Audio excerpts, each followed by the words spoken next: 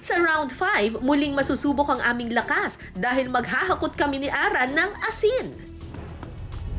So ngayon, ang gagawin namin ni Ara ay iipunin na namin yung mga asin at ilalagay rito. Paramihan. Nagwe-weights ka ba? Hindi na nga, Miss Cara eh. Tinigil ko na nga eh, mali. Mapapa-weights tayo ngayon. Maling-mali.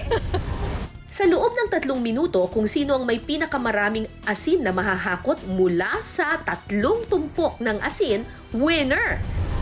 Kusina battle starts now! Okay!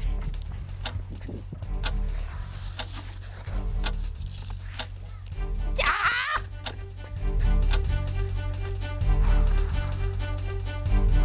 Tama diba? Isasaan ako dito?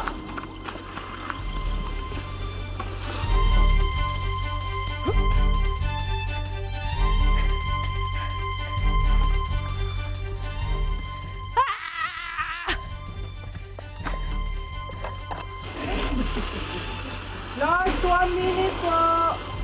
Ganda pala sa pinasarap! Akala ko kakain ako! Kailangan paghirapan yung kakainin.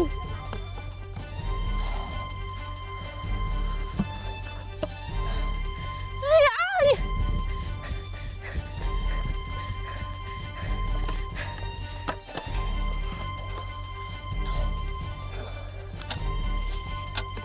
Ang bawat butil, maliit man sa inyong paningin, mabigat din kapag sandamakbak ang inyong bubuhatin. Ayan ang asin.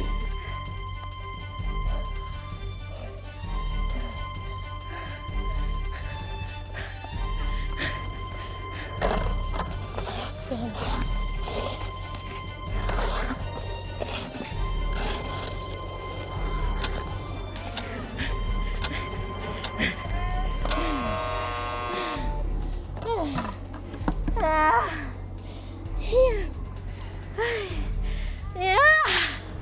Paano natin titimbangin yan? Oras na para timbangin ang mga nakolekta naming asin.